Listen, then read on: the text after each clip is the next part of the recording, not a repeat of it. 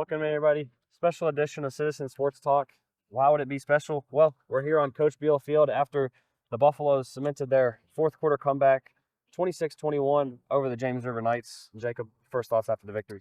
I thought it was a very physical game for both sides. Both these teams wanted to get a playoff win, and both teams were capable of it. This first matchup in Week 9 was a very close matchup in Buchanan. A 28-21 victory for the Buffaloes. A similar situation here, the final 26-21. The Buffaloes were able to force 2 back-to-back stops defensively late in the fourth quarter. 3 consecutive incompletions to force a turnover on downs, and then JP Dunford to get the game-winning interception. Of course, offensively, Sam Phillips had 3 rushing touchdowns. Max Harris had a touchdown to take the lead back for the Buffaloes. And before we break down what's next for the Buffaloes and the rest of the Class 2 Region C, let's cut to our interviews. We got to talk to Coach Cromer, Sam Phillips, and the birthday boy, JP Dunford. Here's what they had to say after the victory over the Knights. Sam Phillips, Coach Cromer, and JP Dunford with us on the field tonight. Sam, 3 rushing touchdowns to start the night. Really the entire team was involved offensively tonight. What was able to make that happen? I mean, our guys were just getting off the ball great. We really had a lot of intensity to start the game. I mean, our guys were setting the edge, and it just put a gap for me, and I could get upfield. So couldn't have done it without my line. Going to Coach Cromer now, down 21-20, start of the fourth quarter. Back-to-back turnover on downs. Both of them forcing 3 straight incomplete passes. One of them going to the birthday boy over there, JP Dunford. What does that say about your defense, how they were able to stand strong late in the game? Well, absolutely. Our defense played great the whole night. And if you remember back to the first half, we created 3 turnovers that we got no points out of, right? So then to come back and for them to get a stop after we had gone 3 and out, and then for us to drive the football, it's just a resiliency that these kids have. It's in their DNA. It's their personality, and they don't give up. And, JP had a big fourth quarter, and then Sam just plays his tail off, obviously both sides of the ball. He's our get-out-of-jail-free card on offense. So just proud of our whole program. But defensively in particular, what they do is very tough. They outnumber you at the point of attack. They've got a really good tailback. And we played good D all night long, and it just kept us in it, and was very proud of them. Going to JP now. The game-winning interception to seal the deal, get a playoff win and an interception on your birthday, which happy birthday first of all.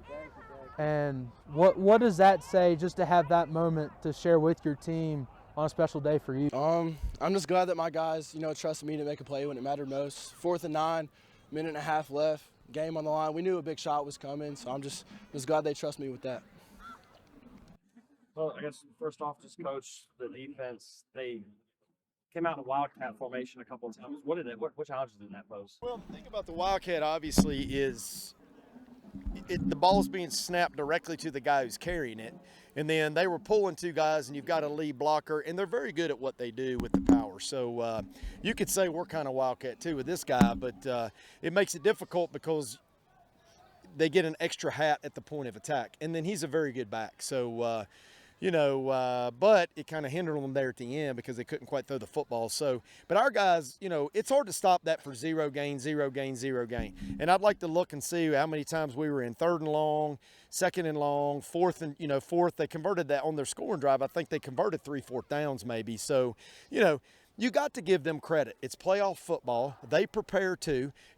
Coach is a really good coach, and it was just an excellent football game, and we expected this. We expected it. So just really proud of our guys. We never gave up, and they're just a beautiful group to coach, man. I'm just telling you. And to both of you, Sam and Coach, Jack Boyd went down. You had to have a bunch of players come off, get a bunch of different looks in there. Bolanez had a big run in the first. What does that mean for you? Well, it's good. Nico was playing wing back earlier, and our game plan, quite frankly, was to jet the football. And we did it okay early, but we just weren't getting out of it what we needed to get out of it. So thankfully, we were able to do some other stuff, which we ran inside pretty good tonight, which we really hadn't been able to do. And then Gabe Hullett had played some corner, so he just kind of slid over there. So this team is very deep in the skill positions, and of course we hate we lost Jack, but we just kind of have a next man up mentality, and that's what these guys have done. talk about Gretna next week. What do you, one, expect from them? I don't know how much you've looked at just getting ready for next week. Going there next week, get to be road warriors, probably the rest of the way potentially with all the higher seeds winning tonight. What do you expect next Friday from the Hawks? Honestly, I haven't seen one bit of film. A couple of the coaches have seen some stuff, and there'll be 10 personnel spread. And I'm not sure on defense. We'll just have to wait and see. If I was guessing, it'd be some type of eye front. But we try to go 1 week at a time. My young whippersnapper coaches, they all get on film on the YouTube and all that stuff and try to watch film. I just try to. It's all I can do to do what I'm doing right now. So, but yeah, excited about that matchup. I think as Floyd County 2 years ago went down there and played a really close football game and had a shot at the end. So we're just excited to advance and looking forward to the matchup. And that kind of bounces back to Sam. Your first playoff start as a quarterback for the Buffaloes at the varsity level was that Gretna game 2 years ago, overtime loss.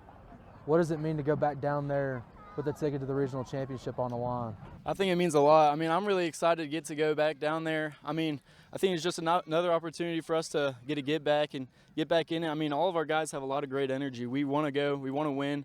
All of our guys are committed to this, and we want to win a football game. So we'll go down there with a lot of energy. We're ready. So. Got anything else, Kaden? Celebrate the Victory Friday. Victory Friday! Then we can say Victory Monday. That's That's right. the one we love. But thank y'all for everything you're doing. Yep, Appreciate thank y'all. you, Coach. Appreciate you. Thank y'all. So looking at the region tonight, the number one seed, the Glenver Highlanders, were hosting the number 8 seed Nelson County Governors. Nelson County making their second consecutive appearance, which last year was their first appearance since the mid-2000s. Glenver, however, without Brody Doyot, was able to get a 50-0 win to move on to the regional semifinals. They have the home field through the region as well as the 1 seed in Class 2 Region C. Then the 4-5 on that same side of the bracket. We thought it was going to be a close game, Kaden.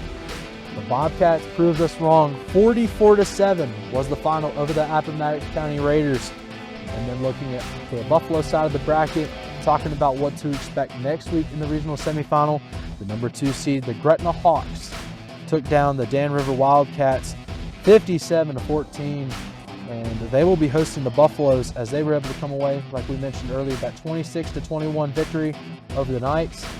And this is the second time in 3 years that the Buffaloes will be traveling to Gretna. Last time, 2 years ago, it was for the regional quarterfinal, which ended up being an overtime loss for the Buffaloes. Gretna would move on and lose to Glenver in the semifinal that year as well. So thoughts after this Friday. We've had 4 regional quarterfinals. All probably went how we expected them to. The higher seeds ended up winning all 4 of them. But what stood out the most with this week's action in Class 2 Region C? I think it's the cliche, but it would have to be this game.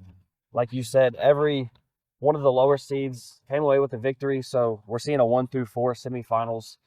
But this game, I mean, you always can kind of sense those playoff feels, those playoff atmospheres, and this first half especially of this game had that all written over it. Both halves, honestly, now that I'm thinking of it. The first half, big plays, turnovers, and big offensive plays. And then that second half turned into a defensive bunker fest. I mean, 2 completely different kind of halves, I think, but it summarized what a playoff game is. And now the Buffaloes travel to the road.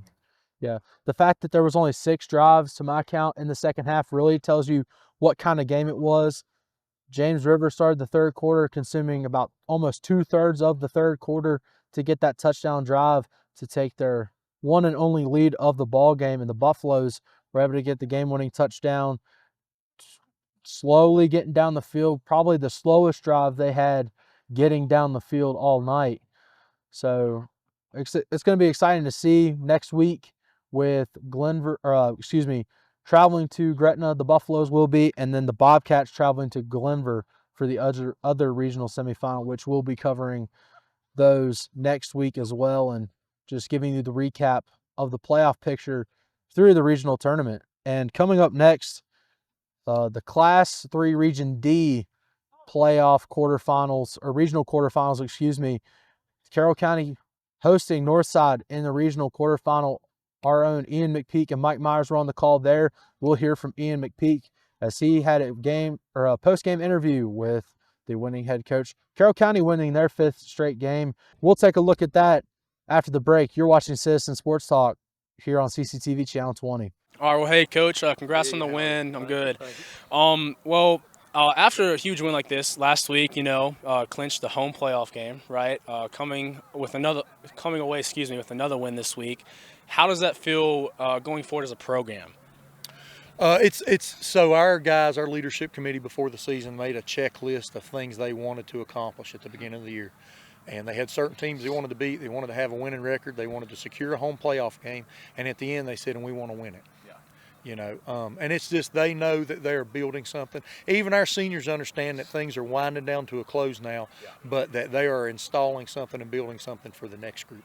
So I think that they take a lot of pride in that, and that was one of their goals, and they just decided they were going to do that. So. Well, another question I know from playing too, and I'm sure you do from being a coach, going away for a game, right? Magna Vista won against Abington. What do you have to do to keep your players' heads on straight, prepare for this complete? Because it's a lot different from playing home and away. So we actually like being on the road. We only had 4 home games this year. Really? We were the road warriors. We were on the road a long time. Okay.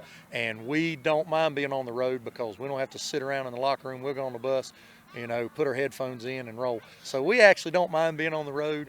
Yeah. Our kids will get to go somewhere they've never been, and it's exciting for them. We're really happy to get a home win here to kind of close out things at home for the year. But we're used to being on the road. We played our 2 scrimmages away, so we've been on the road out of 12 weeks, 8 of them. Yep. Dang, okay. I got you. Well, I guess last question is, or last comment and then question. That big interception of the game, right? Like almost, not exactly, but kind of sealed the deal for you right there, right? But leading up to it, there was some mental errors and stuff. How are you going to prepare for your team as coaches and prepare your team as players for the next upcoming week to avoid those types of errors? I think it's just good coaching points to have. You get comfortable. Everybody gets complacent with what they do. When you're in a job too long, you get complacent. That's when accidents happen, right? So with our guys, they're very comfortable in what we do, and those little things that you don't think happen started to happen. So I think it's just a great opportunity for us to reinforce the details. I got you. It's like that wake-up call. We just got lucky and won the game. Yeah. So for us, it's just great coaching material. Hey, you got to do the little things right too. Don't get too flustered with the big, and in the moment do the little things. So it just gives us some material. Yeah. I got you. Well, do you have anything else you want to say to the camera, Coach, or anything? I'm just excited for our guys. I got you. I appreciate your time. Congratulations, Coach. It was good seeing you again. Welcome back. Thank you, Eion. Talking with Coach Greer there after his first home playoff game with the Cavaliers and picking up his first victory in that game. Jacob, you want to run us through the rest of the Cavaliers region? Yeah. So the 1-8 matchup, which was big for the Cavaliers early, the number 8 seed Abington Falcons were up 10-0 over the Magna Vista Warriors, who were coming off an overtime loss to George Washington to end their undefeated season in the final week of the regular season. Magna Vista would go on to score a casual 56 unanswered points to make the final 56-10. Magna Vista will host Carroll County in the regional semifinals next week for Class 3 Region D.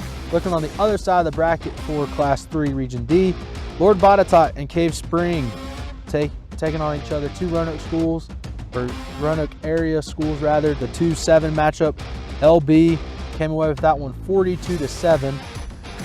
And they will host William Byrd, who came away with a 38-10 victory over the Bassett Bengals.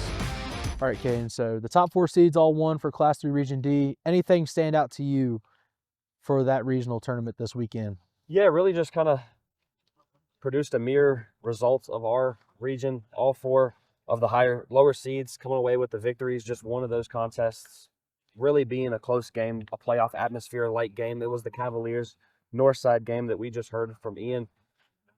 And now you're getting into those real nitty-gritty 1 versus 4, 2 versus 3 matchups, the semifinals of the region with the chance to make the finals now.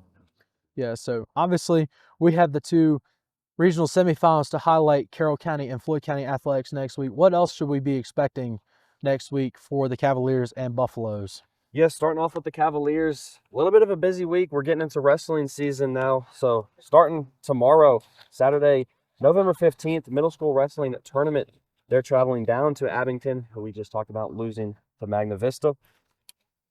Then during the weekdays, Tuesday, another middle school wrestling match, not a tournament that time. They're hosting that one against multiple schools. Basketball, middle school boys and girls as well on Tuesday evening, traveling to Patrick for their matches.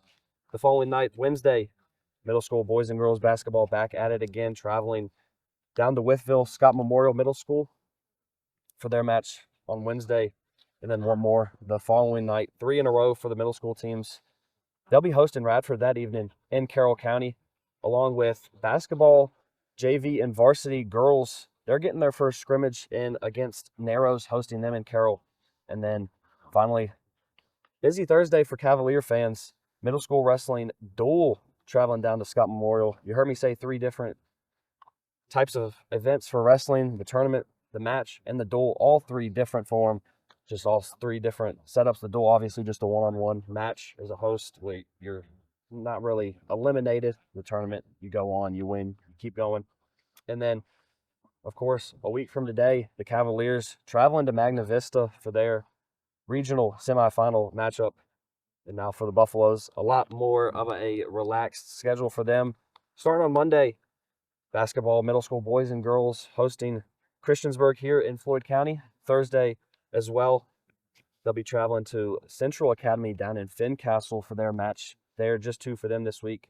And then as well, just like the Cavaliers, the girls, JV and varsity, they're getting their first scrimmage in, hosting Cave Spring here in Floyd.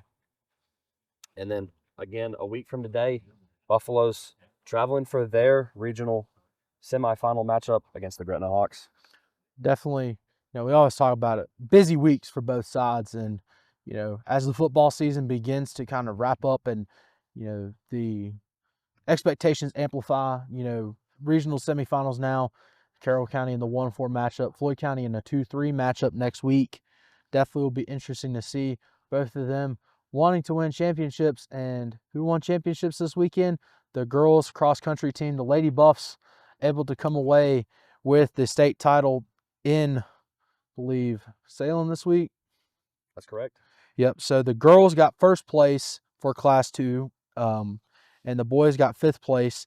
And some all-state performances for Floyd County. Reagan Lynch got 3rd place, Annika Beagle 5th, and Natalie Dalton placing 10th. So 3 top 10 performances for the Lady Buffs cross-country team. And, of course, we had Trace Lewis place 14th as well for the boys for cross-country. And what a way to wrap up the season for them. Definitely coming off of what they had last year with the guys team, having success again with the girls and being able to place in the top 5 for guys again this year. Definitely a successful day for cross-country last week. That's exactly the word I would look for. Successful.